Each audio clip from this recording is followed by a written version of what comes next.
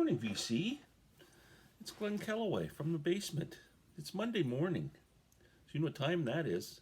It's time for the weekly wrap-up, number 12.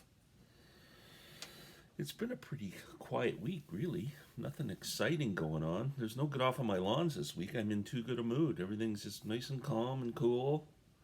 That's good. I would like to start off by talking about my get off of my lawn last week.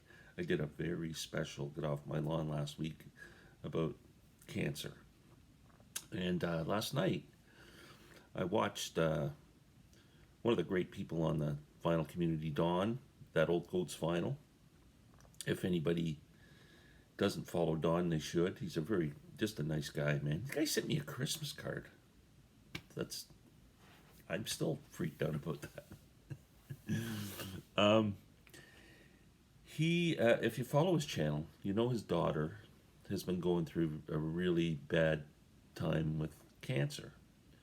She was diagnosed with stage 4 lung cancer at one point, and been battling that. And Don has been a real trooper about it. He comes on and talks about their journeys to the hospital for her chemo treatments, and then he goes record hunting while she's in there. And I believe it was it's on the 4th. If you look up his videos, it's called video number 120.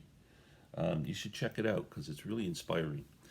Don's daughter has without giving it all away, has gone through different types of chemo to try and get one that works for her, and they've seemed like they finally found one, and she's winning a battle with a pretty serious bout of cancer, and really uplifting. And Don, my heart goes out to you and your daughter, prayers and whatever else. I'm not a religious guy, but whatever positive thoughts I can send to you, they're sent, my friend.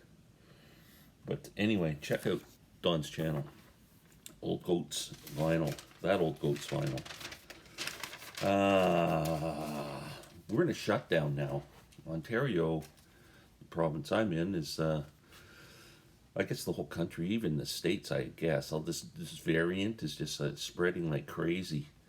The Vancouver Canucks hockey team, 18 of their players and 3 coaches got it. It spread through the team like wildfire, so be careful out there.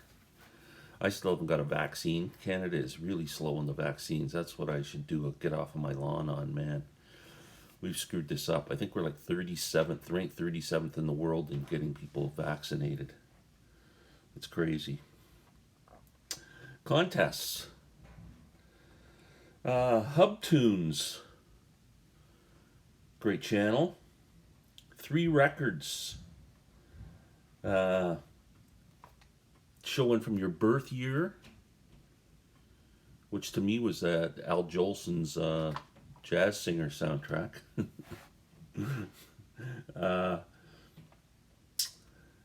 High school year you graduated high school, and one from this year. So that was kind of a cool contest. JC Rock and Metal Reviews. JC's Rock and Metal Reviews. 300 subs. 3 consecutive albums. I did Jackson Browne. Love Jackson. What else? Randall Weaver. Happy belated birthday, buddy. And the same with Rod, the happy hippie guy. Both of them had a birthday month in March. The contest that just ended, that I'm proud of, is our Base to Base with Lisa and Glenn channel. We gave out 4 prizes, and then we gave out the main prize, where Lisa and I actually chose which video we thought was deserving of the prize, because we gave away a $100 book, like a brand new book, the Geddy Lee Book of Bass. Beautiful. And the amazing Jack at Jack's Tracks Records won the contest. Go to our channel and check our playlist. You can see the entries and watch Jack's Tracks contest entry. It's fantastic. Fantastic. We are going to start having some people on the show with us. So I know we've got Aaron Mutha Alomar is going to do one. Edward Proghat's going to come on. Tyson Galloway, who's a great bass player in the area where I live in and teaches, and great musician and a really good guy.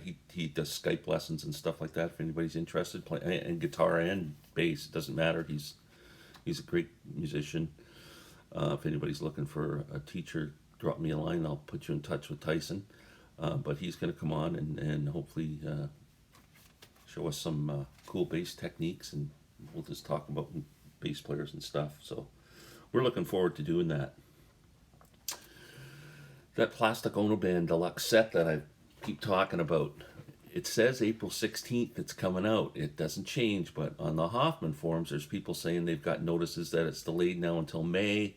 I've yet to see anywhere to corroborate that.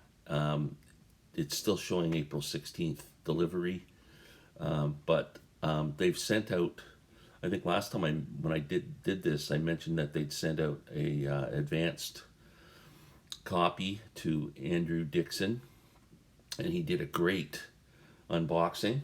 Since then, they sent it to Norman Maslov, Mazzy, and they sent it to Mean Mr. Mayo, Joe, and to my neighbor, Larry Graves, the Canadian Stud Muffin. And all three have done a great job of unboxing. Check out this set. It is absolutely gorgeous. It's a grail to me, because I think that's just John Lennon's masterpiece as far as I'm concerned. And I just can hardly wait to get it. What can I say? But check out the advanced things. I got a couple of records this week. I actually went into a record store and I didn't buy anything new. There was nothing that I want. Everything I want is not available or not coming out. I really want the Steve Earle JT album. It's out in the States, but for some reason it's back ordered in Canada. Can't figure it out. But I could order it on Amazon, but I'm kind of waiting till I can actually buy a physical copy of it. But anyway, I picked up a couple of cool albums. Now, you always hear me talk about Chris Blues Guy Vinyl, who I love very much. And one thing I'm always envious of Chris is he shows all these blues comp albums he's got. And I said, where the hell do you get those? And he's just been collecting blues albums for so long. He's just picked them up along the way. And I have no blues comps, none. And I go into a store the other day, some used records, and I find this. Blues Are Black. This is on the Harlem Hit Parade label. Blues Are Black. The back cover. John Lee Hooker, I'm in the Mood. Memphis Slim, Three Women Blues. Sonny, Terry, and Brownie McGee, Walk On. Lightning Hopkins, I've Been Bucked and Scorned. Big Bill Broonzy, Feelin' Low Down. Side B, John Lee Hooker, Hobo Blues. Memphis Slim, Two of a Kind. Sonny and Brownie and Sonny again. Trouble in Mind, one of my favorite blues songs. Lightning Hopkins, Early in the Morning Blues, and Bill Broonzy, 16 Tons. So I was really cool that I found that. I bet you Chris has 6 copies of it. And this won't mean much to people outside Canada, but I'm thinking maybe. Anybody remember a song called Cousin Mary? Cousin Mary was a lady. It was a great song. It was a big hit in Canada. The band is called Flood. I found this album. Now, this album is just called Dot Dot Dot On. The reason is they wanted to put themselves on the cover nude, just with their private parts covered up, and call the album Cock On, and the radio station or the label wouldn't go for it, so they just put Dot Dot Dot On. But there's a story for me behind this album. The two main guys were Ed and Brian Pilling. Ed was a singer and a songwriter, and Brian was a guitar player. I went to school with their younger brother, Steve. But Ed and Brian went to England back in the height of London life there in 1965, 66. They met up with I think they stationed themselves in Birmingham, and they ended up backing up a yet unknown Cat Stevens. Also made friends with people like Robert Plant before any of these people were anything.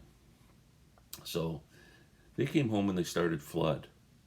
Now, when they came home in 1967, early in 67, Steve Pilling, their younger brother, was in my class, my first year of high school, and he asked the teacher, our homeroom teacher, I guess, if there was a record player available, he could play. They brought home a 45 by a guy by the name of Jimi Hendrix, and we played that 45 pretty early on.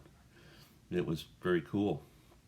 But anyway, they formed this band, Flood, and had a couple of hits. One called "Turn 21," another one,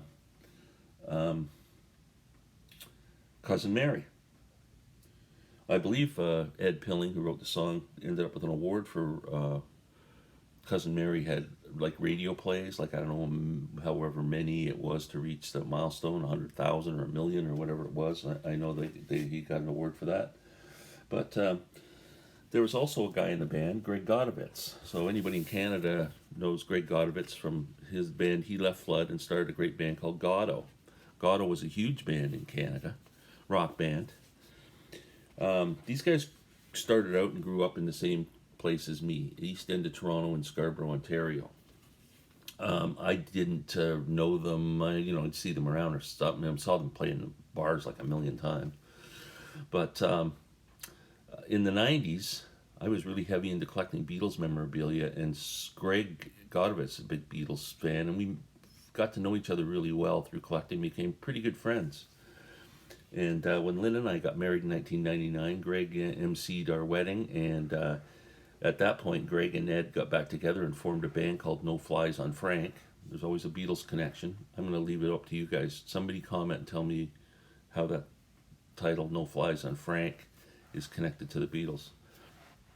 And yeah, so they played at our wedding. It was great, man. What a party. It was awesome. So anyway, Flood. Long-winded story, show an album, but okay. I just finished reading 2 books on Bob Dylan. They're Volume 1 and Volume 2. This is The Lives of Bob Dylan, Ian Bell, which took, once upon a time, it took you up from his birth up to Blood on the Tracks, basically right around mid-70s era. And then Volume 2, which I enjoyed the first volume very much. Volume 2, Ian Bell started to show his true colors. But there's the book. It's still an enjoyable read. This one's called Time Out of Mind and takes you right up to Tempest. So it's pretty recent. But as the book gets on, in the last, I'd say, he starts to get very critical of Bob. Like, he's very critical of Bob's albums, which I think are good. Like, he just says, oh, this album, it had all this filler on it and that. Like Desire, he doesn't seem to be too appreciative of Desire and Time Out of Mind and all these albums that he just, I don't know, he's very critical, let me say that. Not a fanboy. So, in that regard, if you're looking for no holds barred, honest opinion of Bob, this is it. But to me, it's almost directed in a too negative a way. But he does bring up in the last 100 pages, which was very disturbing to me because I didn't pay much attention to it. You remember when Joni Mitchell came out in her interview and said, Bob is a plagiarist, and his name and voice are fake. Everything about Bob is a deception. Now, I agree with her that everything about Bob is a deception. I think he plans it that way. But fake, I never got that. I know Bob grew up in the folk scene, and folk music has been carried down for hundreds of years. Like melodies, lyrics, and whatever have been borrowed and reshaped and stolen. It's almost like part of the It's just common practice. I think Bob came from that. But he goes much deeper than that.